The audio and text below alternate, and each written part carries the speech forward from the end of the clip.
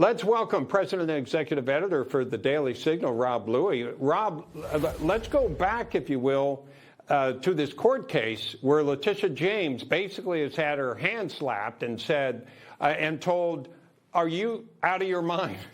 They literally called this cruel and unusual punishment.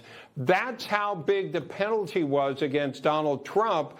They were even willing to say, okay, you got him on something, but for a penalty to stand out that much shows you that she was really motivated to get Donald Trump. Bob, it's great to be with you. And yes, let's take a step back and remember how this all started. I mean, it was an attempt not only by Leticia James, but others in this country who brought lawsuits against President Trump effectively to interfere with the 2024 election, hopefully, in their mind, keep him off the ballot. Of course, he overcame a lot of those legal challenges and was successful. And here, yet again, Donald Trump prevails, and he is celebrating today. You see that on Truth Social, not only with his post, but a meme video that he put up. And so for good reason. I think that there's a number of things that, as you talked about with your previous guest, that the president can point to in this decision today. As it pertains to the size of the award, yes, not only did it begin as a massive amount that he was ordered to pay, but then it was accruing interest over time as it went on appeal. So, I mean, it ballooned to a huge sum of money that would have done significant damage to the president himself and his businesses. And I think importantly, as Donald Trump pointed out in his statement today, it was discouraging others from wanting to do business in New York for fear that this attorney general, who clearly hates Donald Trump, might go after them as well. And so we'll ultimately see where this case goes next, but certainly a big win for the president today.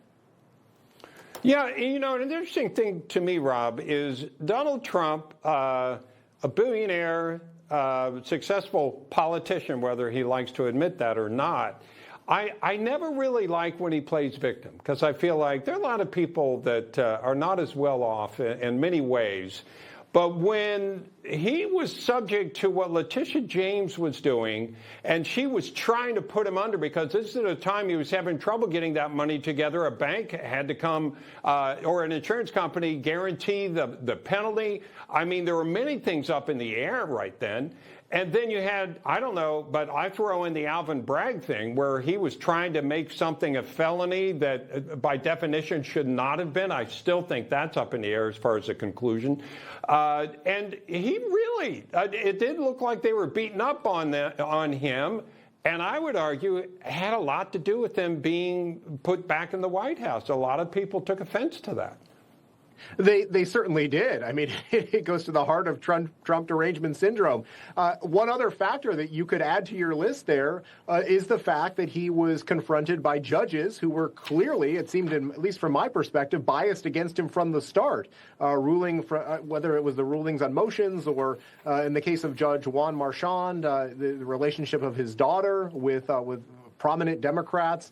In this particular case, the judge certainly had an enormous bond set against Trump, as he pointed out in his statement today. And so just a number of factors that Trump was having to deal with. Yes, as he was running for president of the United States, it's all the more remarkable that he was able to have a successful campaign and not be distracted by all of the legal challenges that he faced in light of what Leticia James and others were attempting to do to him. And so I think he has good reason today to be pleased with this particular decision, and the fact that you had a number of judges in a place like New York, of all places, come out and rule that it was cruel and unusual punishment to impose this penalty on him. Yeah, that's actually what they decided.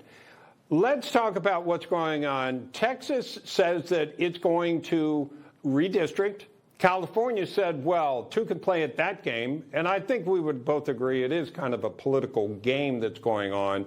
But even now in California, which has 43 Democratic seats in the House and just 9 Republican, they're on the way, and it looks like they got approval from their Supreme Court to take another step toward an election in November, which is going to say, yeah, put aside that independent panel.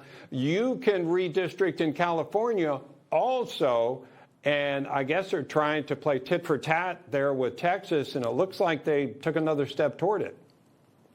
Bob, it's one of those things that we're going to see play out over the course of these next few months because, as you know, it's going to require California voters this year to approve a change to how California does redistricting. California adopted an independent redistricting commission which set the boundaries for these congressional districts over the course of the next decade. So it wasn't until 2030 that California was supposed to redraw the lines. And so Gavin Newsom needs to take his message to the voters. Even if the California legislature does this, it's not final because they need the approval of the voters to undo their previous decision to go with this independent commission. That's quite different than what's happening in Texas. Remember, the Texas case stems from a Fifth Circuit decision in which the Department of Justice ruled that several of these districts were racially gerrymandered. Now, racially gerrymandering a district is quite different than politically gerrymandering a district, and that's why Greg Abbott and the Texas Republicans started the process of redrawing the lines. And as you pointed out, yes, California has very few Republicans already. After California does this, I believe there will only be 4 Republicans who are in particularly safe seats in that state. That's half the number of Democrats in Texas. Yeah. I believe that Democrats will have 8 seats in Texas. So interesting for us to all watch how these political games play out.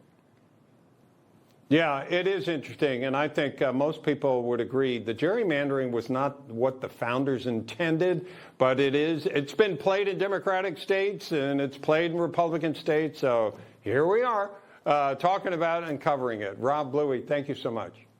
Thank you.